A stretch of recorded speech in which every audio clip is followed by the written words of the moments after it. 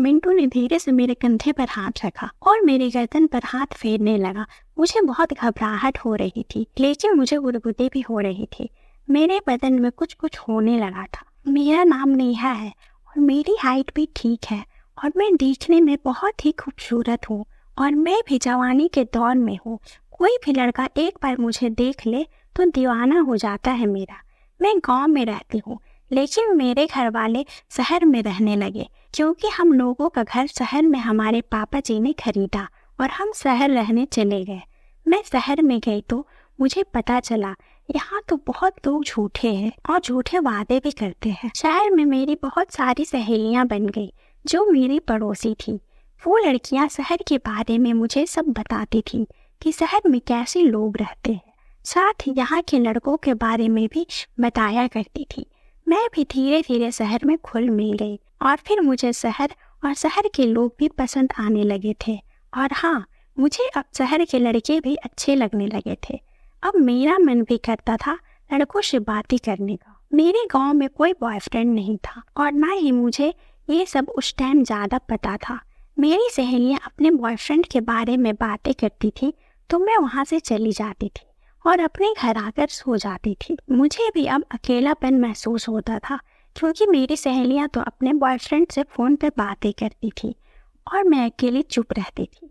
मैं कभी कभी अपनी सहेलियों की बातें सुनती थी। जब वो लोग अपने बॉयफ्रेंड से फ़ोन में बात करती थी तो वो लोग सभी तरह की बातें करती थी, यहाँ तक कि वो लोग फ़ोन में ही शुरू हो जाया करती थी।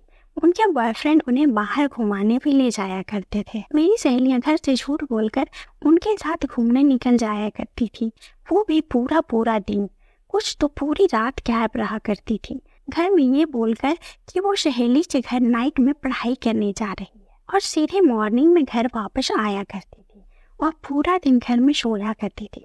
पता ही नहीं रात में क्या करती थी जो इतना थक जाती थी। धीरे धीरे मेरा मन भी करने लगा था लड़कों से बातें करने का, लेकिन अब तक मुझे ऐसा मौका मिला नहीं था। मैं कभी कभी अपने मम्मी का किचन में काम कर देती थी जिससे मेरा दिन भी निकल जाता था।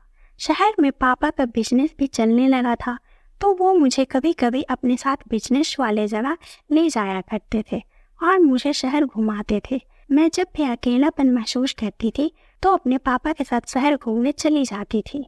मेरे पापा के अंडर में एक लड़का मिंटू काम करता था जो हमारे बिजनेस का लेन देन और हिसाब का काम करता था। धीरे धीरे मेरी उससे बातें होनी शुरू हो गई थी और उससे अच्छी दोस्ती भी हो गई थी।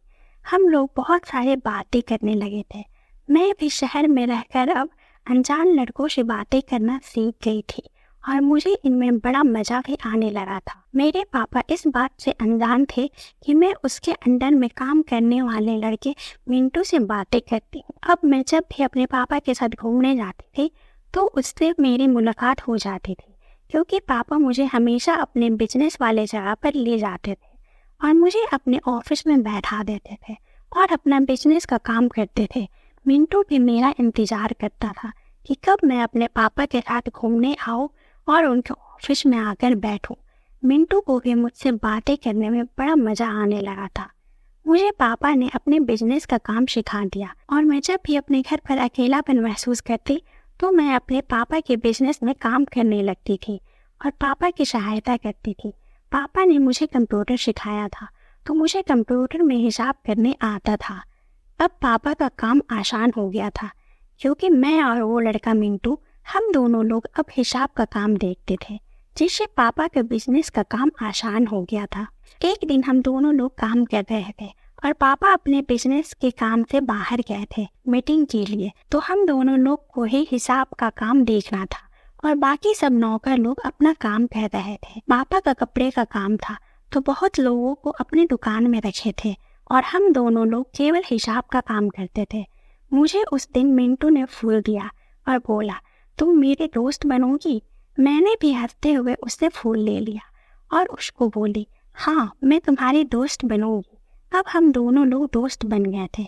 मिंटू अक्सर लेट आया करता था काम पर और पापा बोलते थे कि वो मिंटू को काम से निकाल देंगे, लेकिन जब से मैं उसकी दोस्त बन गई थी वो रोज जल्दी काम पर आ जाता था और हिसाब का काम करने लगता था और उसके बाद मैं भी हिसाब का काम में उसकी सहायता करती थी। पापा भी खुश हो गए थे कि अब मिंटू जल्दी दुकान पर आ जाता है और हिसाब का काम करने लगता है, और बाद में उनकी बेटी भी उनके काम में उनकी सहायता करने लगती है। इसलिए वो हम दोनों लोग को अपना दुकान छोड़कर बाहर चले जाते थे व्यापारियों से सामान खरीदने के लिए, और हम दोनों लोग पापा की दुकान चलाते थे। हम दोनों दुकान को कभी कभी जल्दी बंद करके घूमने चले जाते थे।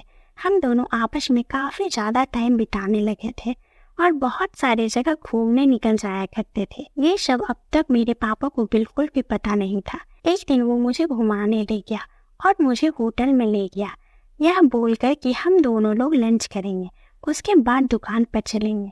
मैं भी उस पर विश्वास करने लगी थी और मैं उसके साथ होटल में चली गई। मैं वहाँ गई तो देखा कि वहाँ कई लड़की अपनी अपनी गर्लफ्रेंड को साथ लेकर आए थे और उनकी गर्लफ्रेंड अपने चेहरे पर दुपट्टा डाले हुई थी, जिससे उनका चेहरा दिख नहीं रहा था। मिंटू ने मुझे बताया ये सब लोग यहीं के रहने वाले हैं और बॉयफ्रेंड गर्लफ्रेंड है, तो लड़कियां पहचाने जाने के डर से अपने चेहरे पर दुपट्टा डाले हुए हैं। मुझे बहुत अजीब लग रहा था ये सब। मिंटू ने मुझे बताया कि ये शहर है, यहाँ बिना शादी के ही सब कुछ हो जाता था, और अब मैं सारी बातें समझ गई थी कि यहाँ लड़के और लड़कियाँ होटल में क्या करने के लिए आते हैं, और ये भी समझ गई थी कि मिंटू भी मुझे यहाँ इसलिए ही लाया था। मैं इससे पहले कभी होटल नहीं गई थी और मेरे गांव की सहेलियाँ भी कभी होटल में लड़कों के साथ नहीं जाती थी, क्योंकि वहाँ होटल था भी नहीं और न ही गांव में लड़के होटल का खर्च उठा पाते, इसलिए वो सब तो खेत में ही काम चला लिया करते थे। गांव में ये सब ऐसे ही होता था। मिंटू ने मुझे इस बारे में पहले नहीं बताया था, और तो और उसने मुझे प्रपोज भी नहीं किया था। वो तो सीधा मुझे होटल ही लेकर आ गया था। मैं तो सपने में भी नहीं सोची थी कि मिंटू के मन में ये सब छिपा है, और ऐसे अचानक मैं बिल्कुल तैयार भी नहीं थी। मैं मिंटू को पसंद तो बहुत करती थी। अगर वो कभी मुझे प्रपोज करता तो मैं तुरंत एक्सेप्ट कर लेती, मगर उसने तो कभी ऐसा कुछ किया ही नहीं। मैं थोड़ा डर रही थी क्योंकि मैं पहले कभी ये सब नहीं किया था। वो मुझसे बोला, तुमको मुझ पर भरोसा है तो मेरे साथ होटल के कमरे में चलो। तो मैं उस लड़के पर भरोसा करती थी क्योंकि वो मेरे पापा की दुकान में काम करता था, इसलिए मैं उसके साथ डरते हुए होटल के कमरे में उसके साथ चली गई। फिर मिंटू ने कमरा बुक किया। मुझे तो बहुत डर लग रहा था। फिर हम लोग रूम आ गए। वो बिस्तर पर आकर बैठ गया और मुझे भी बिस्तर पर आने के लिए बोला, और मैं भी बिस्तर पर आकर बैठ गई। होटल में बिस्तर तो बहुत अच्छा था। बिस्तर देखकर कोई भी रोमांटिक हो जाएगी। वो मेरे तरफ देख रहा था और मैं उसकी तरफ नहीं देख रही थी क्योंकि मुझे लाज लग रही थी। मिंटू ने धीरे से मेरे कंधे पर हाथ रखा और मेरी गर्दन पर हाथ फेरने लगा। मुझे बहुत घबराहट हो रही थी, लेकिन मुझे गुदगुदी भी हो रही थी। मेरे बदन में कुछ कुछ होने लगा था। वो मेरे चेहरे को देख रहा था। वो मेरे चेहरे की तारीफ करने लगा। तुम्हारा चेहरा कितना खूबसूरत है, तुम मुझे बहुत पसंद हो। जब से तुम्हें मैंने पहली बार देखा है तब से तुम्हें पाने के सपने देखता रहता हूँ। तो मैंने भी पूछ लिया कि अगर तुम्हारे दिल में मेरे लिए ये सब था तो फिर तुमने पहले अपने दिल की बात बताई क्यों नहीं। तो उसने कहा, मैं डरता था कहीं तुम मुझसे नाराज ना हो जाओ। वैसे भी तुम मेरे मालिक की इकलौती बेटी हो, इसलिए मैं डर के कारण तुम्हें कभी दिल की बात बताने की हिम्मत नहीं कर पाया, और इसलिए मैं सोचा कि तुम्हें डायरेक्ट यहाँ ले जाऊं, फिर जो होगा देखा जाएगा।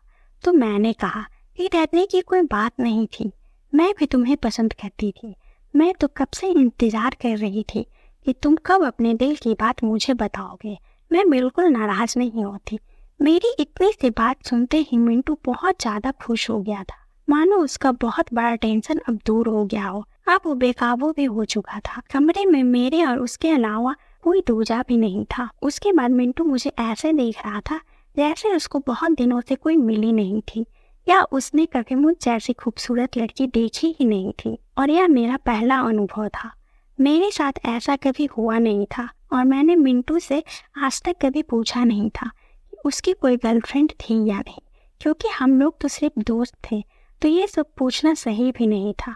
लेकिन आज अचानक से ये दोस्ती हद से आगे आ चुकी थी। इधर मिंटू मुझे पाने के लिए बिल्कुल पागल हो चुका था। उसने एक एक करके सारी ख्वाहिशें अपनी पूरी की। मुझे भी अच्छा लगा। काफी यादगार दिन था मेरे लिए। उसके बाद हम दोनों दुकान गए और ये सिलसिला ऐसे ही चलता रहा।